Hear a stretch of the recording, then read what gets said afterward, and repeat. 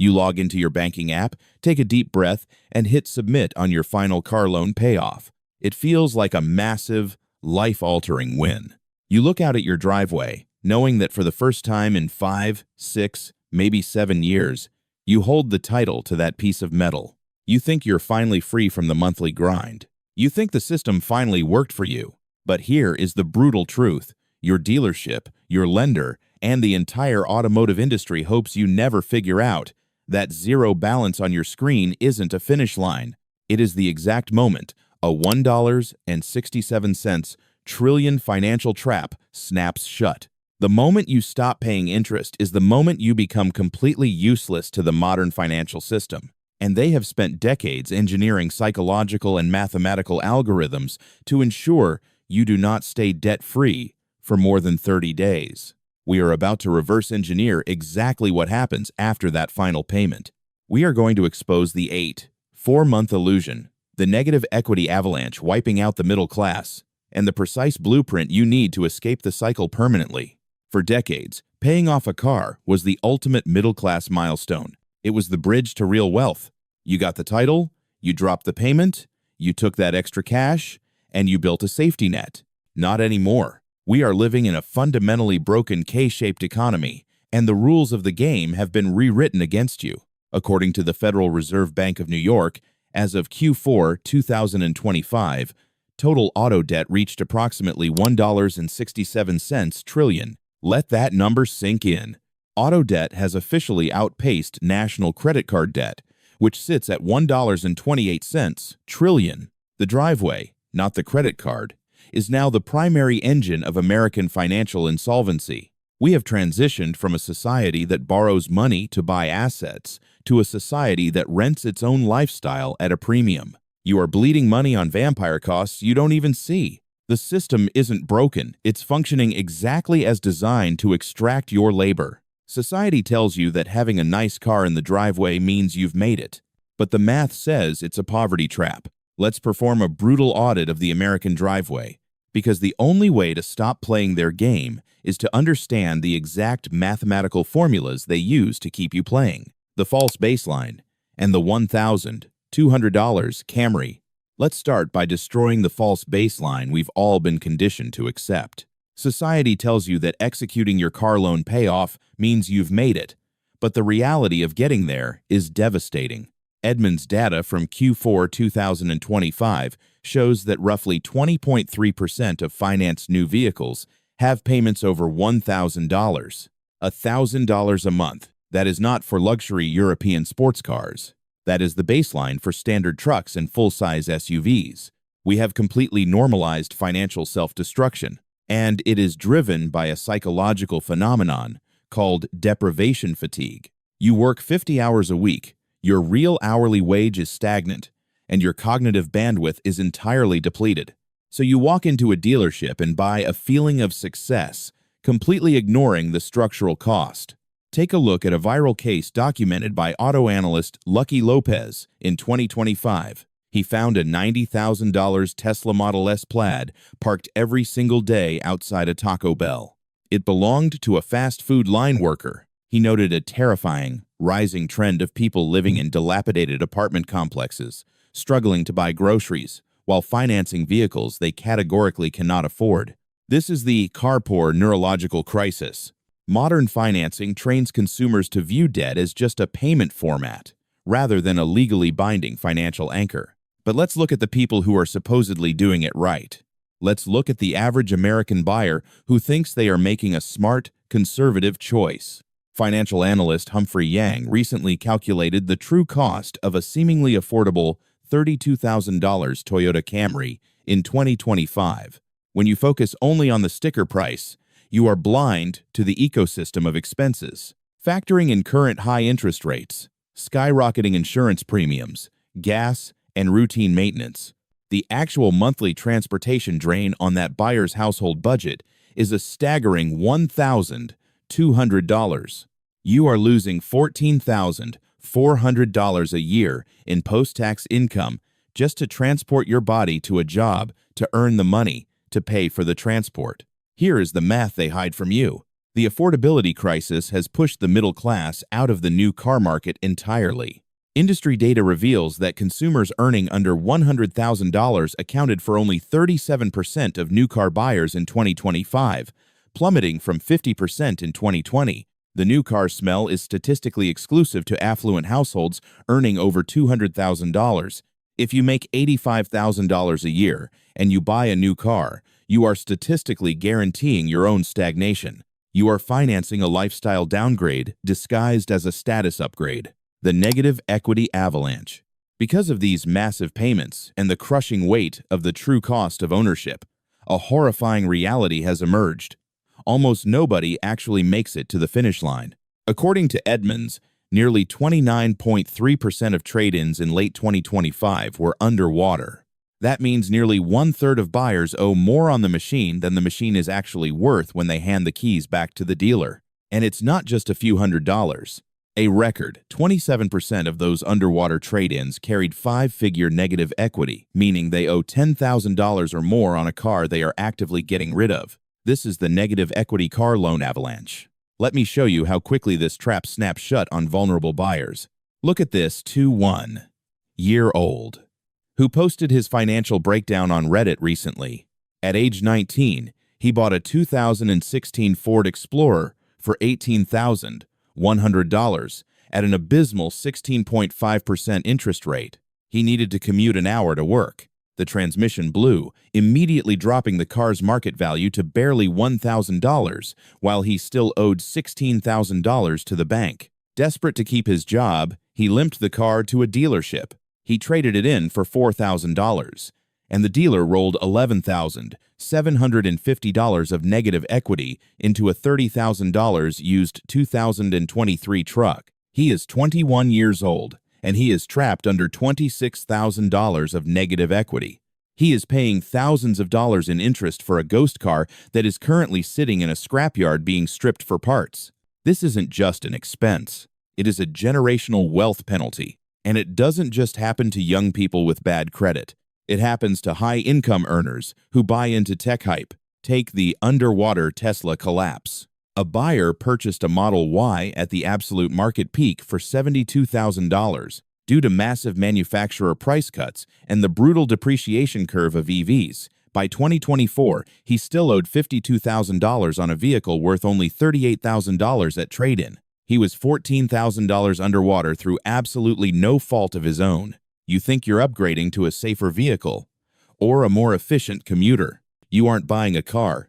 You are refinancing a mistake. The 4-month profit engine. So, if a third of the country is walking into dealerships owing $10,000 more than their car is worth, how on earth are they driving out in brand new vehicles? They weaponize time. Welcome to the 84-month car loan trap. In 1963, 69.5% of car loans were under 36 months.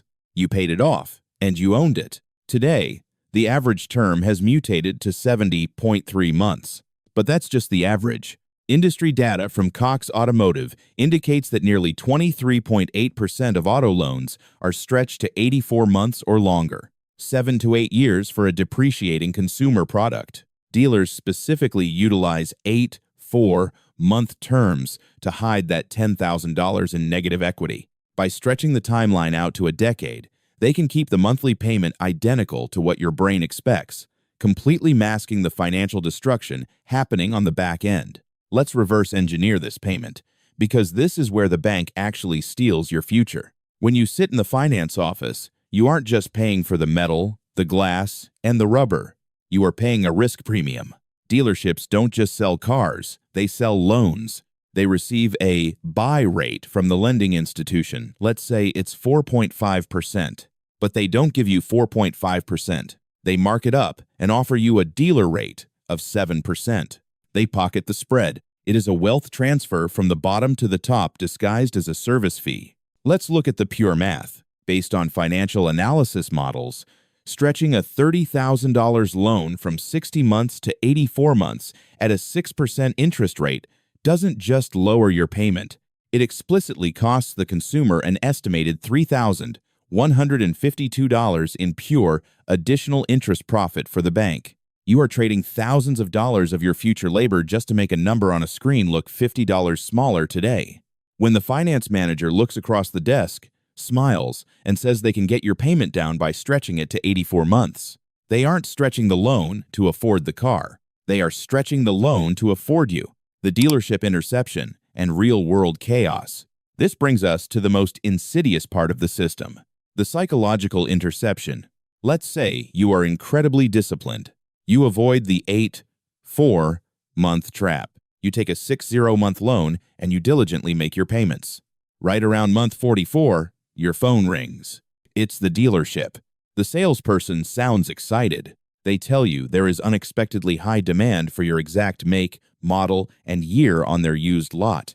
They tell you they can put you in a brand new model with a full warranty for the exact same monthly payment you are making right now, maybe even $10 less.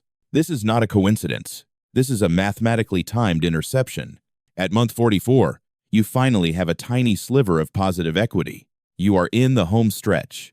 The dealership knows that if you cross the finish line before you ever reach that car loan payoff, they lose you. They know you are desperate to escape a negative equity car loan, and your cognitive bandwidth is drained. They rely on your deprivation fatigue to make you cave. If you say yes, the clock resets to 0. You are trapped for another 6 years, and when the system breaks down, it breaks down violently. Because this level of debt is fundamentally unstable. Look at local police records from Beaumont, Texas in 2024. News outlet KFDM reported a sudden, alarming spike of 9 automobile repossessions occurring in a single 1-2 hour window overnight. A local dealer publicly noted the intense financial strain causing mass defaults in the community. People are waking up to empty driveways because the math simply stopped working. But sometimes consumers fight back. Take the legendary case of Taya McCreary in Lima, Ohio. She bought a 2022 Kia at a local dealership. A month later, the lender backed out a classic yo-yo financing scheme, and the dealer repossessed her car directly from her workplace. It was humiliating and financially devastating. But Tia didn't just accept it. She did her research and realized the dealership had let their legal trademark expire. So, she legally registered the business name of the dealership to herself with the state and sent the dealership a cease and desist letter. It was a brilliant, triumphant moment of a consumer using the system's own legal architecture against it. But you shouldn't have to become a legal vigilante just to survive buying a car. You need a system to protect yourself.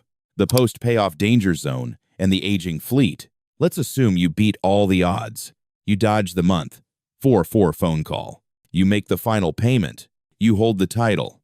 You enter the post-payoff danger zone. The very first question people type into search engines is, should I drop collision insurance after paying off car? There are finance influencers right now telling you to drop it immediately. They tell you it's a hack to save an extra $900 a year. Do not listen to them.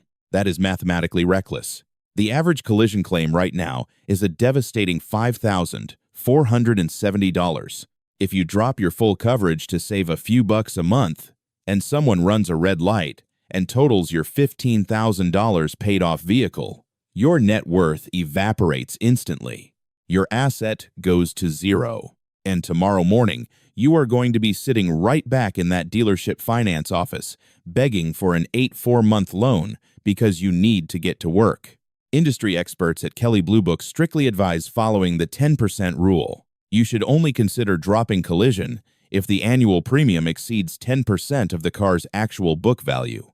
And, crucially, only if you have the cash reserves immediately available in a high-yield savings account to replace the vehicle tomorrow without borrowing a dime. Protect the asset, because keeping that older car is the ultimate wealth hack. According to S&P Global Mobility, the average U.S. vehicle age is now 12.8 years.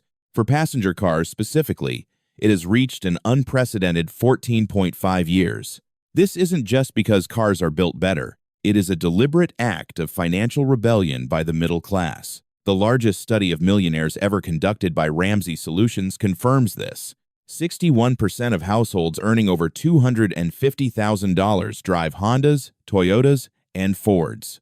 1/3 of surveyed millionaires never had a six-figure household income in their entire careers. They built wealth simply by avoiding perpetual debt cycles. They buy reliable machines, they pay them off, and they drive them until the wheels fall off. The escape blueprint. You cannot budget your way out of a structural crisis. You cannot outsave an economy that prints money while your wages stagnate. You have to build leverage. If you are currently drowning in a toxic car loan, say a 10% or 12% APR originated during the rate hikes, you need a bridge. Check your refinance options immediately. Data from Caribou in 2026 shows that millennials and Gen Z are saving an average of $173 a month simply by refinancing. Take that $173, do not spend it, and apply it directly to the principal every single month. Artificially accelerate your car loan payoff. Force the timeline to shrink, but here is the real pivot to offense. What do you do on the day the payment actually stops? What do you do with that $773 a month that suddenly frees up in your checking account? Most people inflate their lifestyle. They buy better groceries, they go on a vacation, or they convince themselves they deserve a new car. Stop playing their game. You need to understand that the $773 is not extra spending money. It is capital. And you must deploy that capital to buy back your most valuable, non-renewable resource, your time. Instead of dumping it into a savings account that loses purchasing power to inflation, use it to build a secondary system. Invest in digital assets. We are living in the greatest era of technological leverage in human history. You can use a fraction of that $773 to fund software subscriptions, build a B2B SaaS affiliate pipeline, or leverage AI tools to automate a side business. You don't need a second job that requires you to drive that car, burn more gas, and pay more taxes on your labor. You need an income stream that has zero commute, zero physical inventory, and zero limits on its scale. A paid-off car is not the end goal. It is the launch pad. It gives you the cognitive bandwidth and the mathematical breathing room to finally start playing offense in a K-shaped economy. The $1.67 trillion auto debt machine relies entirely on your exhaustion. It relies on you viewing your vehicle as a monthly subscription rather than a mathematical anchor. They want you to think a car loan payoff is just a temporary phase between your current vehicle and your next one. It's not. The bank isn't selling you transportation. They are selling you a loan wrapped in leather seats. And the dealership isn't upgrading your commute. They are downgrading your net worth. If you are ready to learn exactly how to escape a car loan you can't afford 2026, and how to deploy that freed-up capital into automated digital assets, hit the link below to see my exact blueprint. And if a finance manager ever tried to intercept you at month 44 or push you into an 84-month car loan trap to hide negative equity, drop your exact story in the comments below. The math thrives in the dark. Let's expose them.